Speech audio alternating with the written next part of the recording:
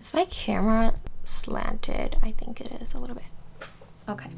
Hello everybody! Welcome to another video about English learning. I know I already filmed a similar video, but I ended up really not liking that one, so here's an updated version of that. In my other video, I think I caused some misunderstanding regarding the environment I grew up in, so I'm gonna clear some things up today. When I was younger, there were only a few people that I spoke English with, I think 3 at most. And when I'm at home, no one actually speaks English to me. I usually speak it to my family and they reply back in Mandarin. I did go to a 英文补习班 after school for elementary school, but I never really spoke there until I was in 5th grade where I had enough confidence to actually speak English. I met some friends that I can speak English with when I got a bit older and more fluent. So in conclusion, I didn't grow up in an environment where I could hear like English conversations going on, but I was able to learn English even in a non-English speaking environment because I watched a lot of content online that was in English and I also set my phone in English. As you can see, you can actually create an English speaking environment for yourself by using your phone and surrounding yourself with content that is helpful. I asked for questions from you guys that are about English learning and I'm going to be answering them today.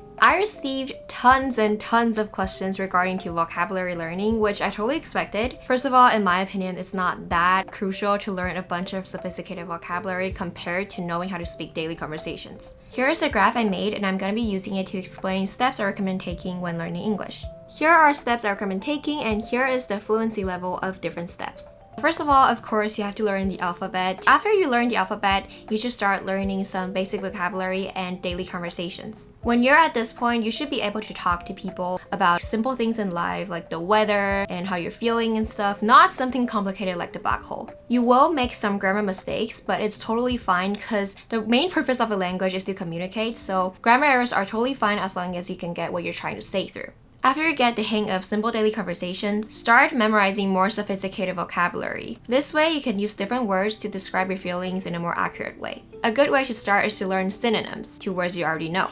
Synonyms. Synonyms. Synonyms. That's a really hard word to pronounce. For example, if you already know the word pretty, then you can learn its synonym, which is gorgeous and beautiful. For example, when you're at this level, when you want to talk about someone you really like, you might say, I really like them. But when you reach this level, where you learn more words, you might switch to saying, I adore them. These 2 sentences mean the same thing, I just switched some words out. So when you get the hang of daily conversations and you learn some synonyms, then you will be able to speak a lot of different sentences instead of just saying the same things over and over again. I know a lot of you guys have been struggling because you've been learning English ever since you were young, but you still can't speak it. What I would advise you to do is to first go back to learning basic daily conversations before you jump to learning really sophisticated vocabulary. Another question I received a lot was how to memorize vocabulary. Okay, one thing you guys need to know about this is that learning vocabulary takes time. When you're learning vocabulary, don't try learning a bunch in a day. For example, learning 5 words for a day for a week is totally better than learning 35 words in a day. For me, my brain cannot process a bunch of information at a time, so when I try to memorize a bunch of things at a time, I just end up forgetting them. So doing this little by little makes it a lot easier. A tip I have for learning new words, which also helped me a lot, is to have a representation of each word. And these representations cannot be their translations or their definition. Basically, when you see a word, you will be reminded of something related to it and recall the meaning of the word. When I was in high school, we were learning the word evolve during English class and a bunch of my friends had problems memorizing the meaning for it, so they asked me for help. At the time, I saw a TikTok that used the word evolve, and I'm gonna do a little reenactment to show you what it was about. I have some props. This is a dinosaur and this is a chicken. The TikTok basically went like this. Pretend I'm the 3rd person in the TikTok. Okay, dinosaur, this is your great-great-great-great-great-great-grandson. Is that a chicken? I did not evolve into that. That's not evolving, that's devolving. Okay. After I reenacted that TikTok to my friends, they told me that whenever they see the word evolve, they would think of me saying, that's not evolving, that's devolving. And also the story about how a dinosaur got really mad knowing that they evolved into a chicken. I know that whole reenactment was dumb, but it actually helped my friends memorize the word evolve. Another way to do this is to listen to English songs. This method works best with songs to listen to a lot or you really love. What you want to do is when you find a song, you want to read the translation of the lyrics so you have a basic idea of what the song is about. I'll use Keshi's song Band-Aids as an example here. If you read the lyrics to the song, you will realize that it is about a heartbreak, and there's a line that goes, I'm afraid that Band-Aids are no good for heartache. 我很害怕我的心痛是没办法用绷带就能治愈好的。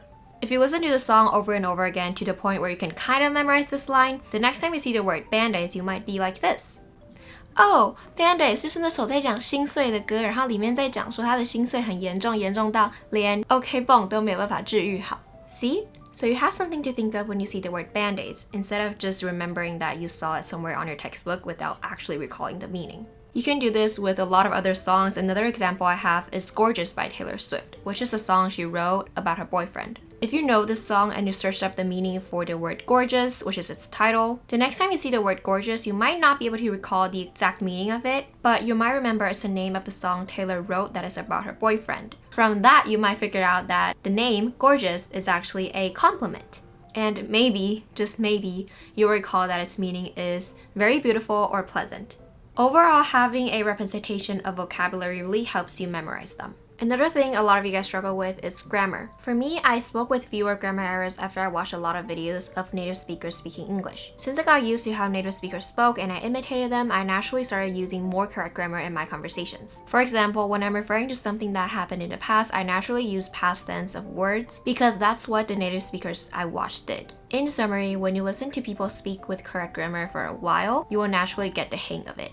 I also received questions about English testing systems. I personally never studied for TOEIC, so I can't give you guys any tips on that, but I did study for TOEFL for 2 months and then I switched to studying for IELTS, and I took IELTS twice. In my opinion, IELTS is a lot easier than TOEFL because for the reading part, IELTS give out paragraphs that are a lot less academic. And for speaking, for TOEFL, you have to record yourself talking into a mic, and for IELTS, you talk to an examiner. For me, talking to an actual human being makes me a lot less nervous during the test. Also, for those that are wondering how I study for IELTS, I did the Cambridge IELTS student books. I did 4 of them. I completed 12, 13, 15, and 16. I also had a tutor and he mostly helped me with my writing and speaking parts. I know a lot of you guys have been asking questions about my tutor. My tutor was introduced to me by family friends and he is currently not taking any more new students. About slangs. If you know some slangs, you would definitely sound more like a native speaker. I think the only way to learn slangs is to watch videos that are made by native English speakers. This way you'll be aware of what they are saying at the moment. I know some of you guys don't have the courage to speak English. As cliche as this sounds, when you get an opportunity to practice speaking English, please use it as much as possible. The purpose of a language is to communicate. Even if you use incorrect grammar and really easy vocabulary, it's fine as long as you're able to get your meaning through. So please don't be afraid of making mistakes when speaking English because practice makes perfect. The more you speak the language, the more fluent you will get. Okay, then I guess that is it for this video. I hope you guys enjoy watching it and I hope I gave out some tips that are actually helpful, and I'll see you guys in my next video. Bye! Special thanks to my mom for lending me this dinosaur plush. Mom, if you're watching this, thank you.